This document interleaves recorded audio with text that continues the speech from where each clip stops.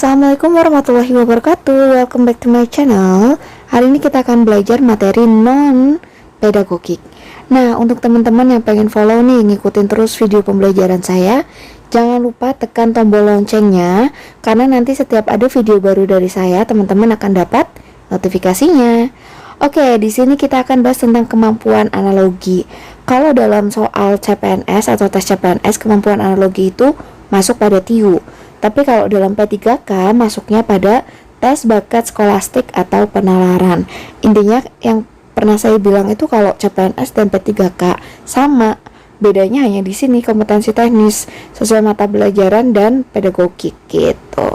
Oke teman-teman, soal yang nanti akan saya share ini saya dapat dari modul program pembimbingan seleksi guru PGRI Provinsi Gorontalo. Jadi udah ada file PDF-nya tapi nggak ada jawabannya. Makanya kita share bareng-bareng di sini. Jadi saya nggak ngajarin teman-teman, saya juga sharing. Kalau misalnya menurut teman-teman jawabannya kok beda ya Miss, yuk kita discuss sama-sama gitu.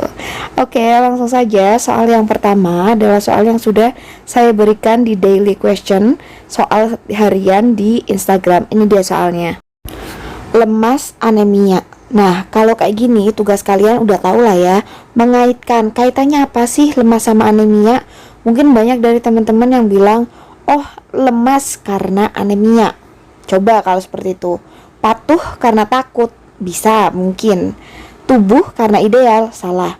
Bangga karena prestasi, mungkin. Olahraga karena sehat, salah. Senam karena basket, salah. Kemungkinan antara A dan C. Nah, kalau ada dua jawaban gini, gimana sih caranya untuk memilih yang paling tepat?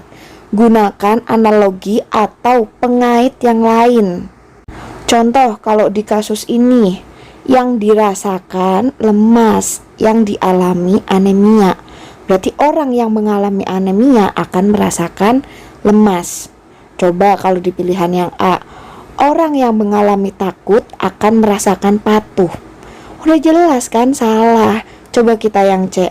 Orang yang mengalami prestasi atau memiliki prestasi akan merasakan bangga. Nah, ketemu deh jawabannya adalah C.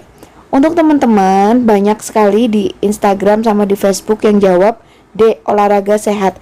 Itu kebalik teman-teman, harusnya sehatnya dulu baru olahraga. Itu baru benar. Tapi kalau olahraga sehat kurang tepat.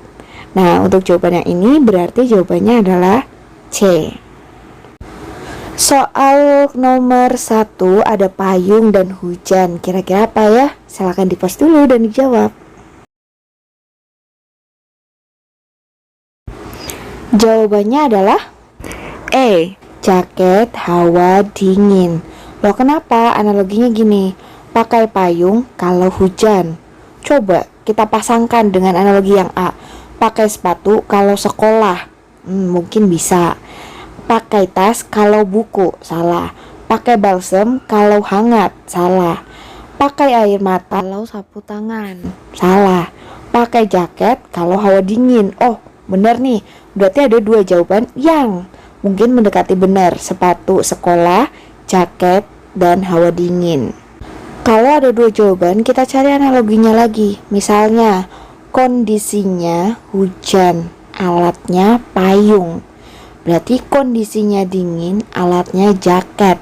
Kalau sepatu sekolah, salah. Karena sekolah itu bukan kondisi. Sekolah itu tempatnya sekolah, alatnya sepatu. Jadi salah. Yang paling tepat adalah E, jaket dan hawa dingin. Lanjut, nomor 2 ada padi dan sawah. Apa ya jawabannya? Silahkan di-post dulu teman-teman. Jawabannya adalah A, udang dan tambak. Kenapa? Padi dan sawah itu kaitannya adalah padi itu tumbuh atau berkembang di sawah. Jadi sawah itu habitatnya si padi. Sama udang sama tambak. Udang itu berkembangnya di tambak. Jadi tambak itu tempatnya berkembangnya si udang. Ada nggak sih di sini yang pilih jawaban lain? Jalan raya sama mobil, jelas salah ya, kebalik. Sekolah sama guru juga salah. Labu sama sayur juga salah. Lah sini mungkin yang agak mirip yaitu sayur dan pasar. Banyak sayur di pasar, banyak padi di sawah gitu kan, banyak udang di tambak. Tapi konteksnya di sini adalah padi tumbuh di sawah, udang berkembang di tambak, sayur tumbuh di pasar. Itu salah. Jadi yang paling tepat adalah A. Jelas nggak teman-teman? Oke, lanjut. Berikutnya ada televisi, radio. Kira-kira apa ya? A, B, C, D, E.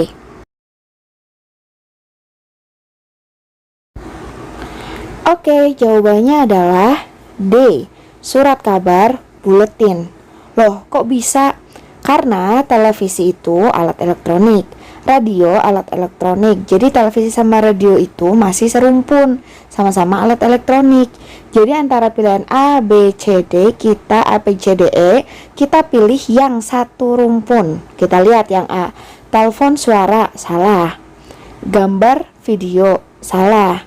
Berita majalah, salah. Surat kabar dan buletin sama-sama media cetak. Nah, yang E, video dan film juga salah. Jadi jawaban yang paling tepat adalah D, surat kabar, buletin.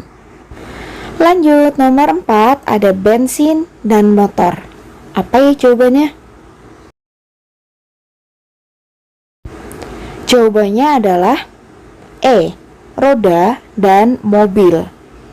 Kenapa? Karena motor akan jalan dengan bensin, mobil akan jalan dengan roda gitu. Nah, ada nggak sih teman-teman yang jawab D, pesawat sama mesin? Pesawat kan akan jalan pakai mesin, Miss. Nah, benar sih analoginya, tapi posisinya salah. Harusnya kalau seperti itu mesinnya di depan baru pesawat. Karena di sini bensin dulu baru motor. Apa yang membuat motor itu jalan? Bensin. Berarti apa yang membuat mobil itu jalan? Roda. Jawabannya adalah E. Atau analoginya bisa kalian ganti, salah satu bagian yang ada di motor itu ada bensinnya. Nah, sama salah satu yang ada pada mobil yaitu ada rodanya. Jadi bagian atau part dari motor bensin, part dari mobil roda gitu. Jadi jawabannya adalah E. Next, number 5, nomor 5 ada gambyong dan penari. Ini analoginya, gambyong itu sebuah tarian, penari berarti pelakunya. Apa ya jawabannya? Oke, jawabannya adalah D, opera dan dramawan. Walaupun sebenarnya kata dramawan bagi saya itu asing. Dramawan itu apa ya? Jadi dramawan itu pemain drama atau opera. Tapi waktu saya mengerjakan ini benar-benar saya nggak tahu apa arti dramawan itu. Benar-benar blank gitu loh. Apa sih dramawan? Tapi kok bisa jawab? Kenapa? Karena tadi kuncinya gitu. Sebuah kegiatan dan pelakunya, gambyong dan penari. Kalau yang A, film dan cerita, bukan, nggak ada pelakunya. Yang B, sandiwara dan naskah, nggak bisa. Kalau mau sandiwara samanya aktor gitu kan. Yang C, drama sama teater, mana pelakunya? Nggak ada. Berikutnya, sastrawan dan prosa. Ada pelakunya sastrawan, tapi posisinya kebalik. Itu yang pilihan E akan jadi benar kalau prosa dan sastrawan. Prosanya kegiatannya, sastrawannya pelakunya atau pelakonnya gitu. Jadi walaupun saya nggak tahu nih arti dramawan, tapi kalau pilihan A, B, C dan E salah, ya udah, so pasti jawabannya adalah D. Dan ketika saya searching, kalau dramawan itu artinya adalah pemain drama atau opera. Jadi jawabannya adalah D. Paham kan teman-teman? Berikutnya nomor 6 ada balon udara. Jawabannya adalah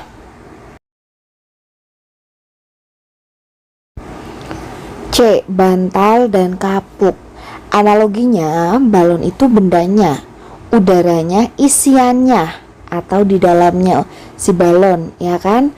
Nah, sama dengan poin yang C. Bantal bendanya, isiannya apa? Kapuk. Jadi jawaban yang paling tepat adalah C. Lanjut, nomor 7 ada panci, ada sup.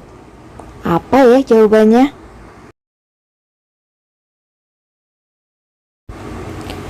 Jawabannya yang paling tepat adalah pilihan C, ada poci, ada teh. Tapi ada nggak sih dari teman-teman yang jawabnya E, gelas dan kopi, atau mungkin A, air dan gelas? Yuk kita bahas. Jadi di sini pancinya itu sebagai wadah, supnya itu sebagai isinya. Supnya ditaruh di panci, atau panci isinya sup gitu kan. Nah kalau pilihan A, bisa sih air sama gelas, tapi posisinya kebalik. Harusnya gelas dan air. Tempatnya dulu, wadahnya dulu di depan, kayak panci sama sup, berarti gelas dulu baru air. Jadi poin yang A salah ya. Untuk poin yang B jelas salah, panci sama wajan itu salah. Itu satu jenis alat-alat dapur atau alat-alat memasak. Nah yang C, poci dan teh. Teh itu tempatnya di poci, bener, tempatnya teh di poci. Berikutnya D, kompor dan gas, salah. Ini saling membutuhkan kompor dan gas ya, tapi salah, udah jauh jawabannya. Nah yang E, gelas kopi. Kopi kan tempatnya juga di gelas, Miss. Kok bisa pilihnya C daripada E? Ada yang tahu nggak kenapa sih pilihannya C? Padahal E juga bener loh. Wadahnya atau tempatnya gelas, isiannya kopi. Tapi kok jawabannya C, kenapa? Nah, kalau ada dua jawaban yang menurut kalian ini udah bener nih kira-kira, jadikan spesifik lagi. Panci dan sup. Sup itu dimasukkan panci, itu kan size-nya lebih besar.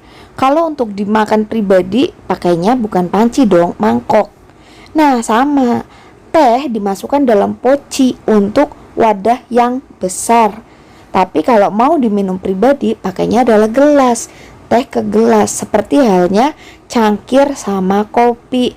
Jadi cangkir itu wadah, tapi bukan wadah besar, wadah yang kecil. Jadi kalau mengingat analogi pertamanya adalah panci sama sup, wadah besar yang diisi sup itu berarti samanya dengan poci dan teh, wadah besar yang diisi sama teh. Itu dia. Lanjut, ada nangka, ada durian. Nama-nama buah semua nih. Ya kan, nangka sama durian sama-sama buah. Sekarang kita lihat, sedangkan pilihan A, B, C, D, E itu semuanya nama-nama buah. Sekarang analoginya harus lebih spesifik. Kira-kira apa ya jawabannya? Jawabannya adalah apel dan pir. Kenapa? Karena nangka dan durian itu serumpun. Kalau rambutan sama nangka udah jelas beda, nggak serumpun. Semangka dan salak juga bentuknya beda jauh, nggak serumpun. Sawo nanas apalagi, sirsak pepaya juga beda. Jadi jawaban yang paling tepat adalah apel dan pir. Jadi apel dan pir itu kayak kakak adik kan, satu keluarga gitu loh.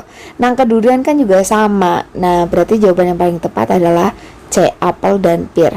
Padahal pilihannya semuanya jenis-jenis buah ya, tapi kita harus lebih spesifik lagi apa nih analoginya gitu. Jadi jawabannya adalah C, apel dan pir. Lanjut, nomor 9 ada presiden dan negara, pemimpin dan yang dipimpin.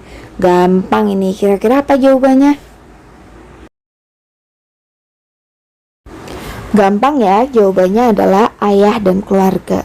Jadi kepala negaranya itu presiden, ya kan? Presiden sebagai kepala atau memimpin negara.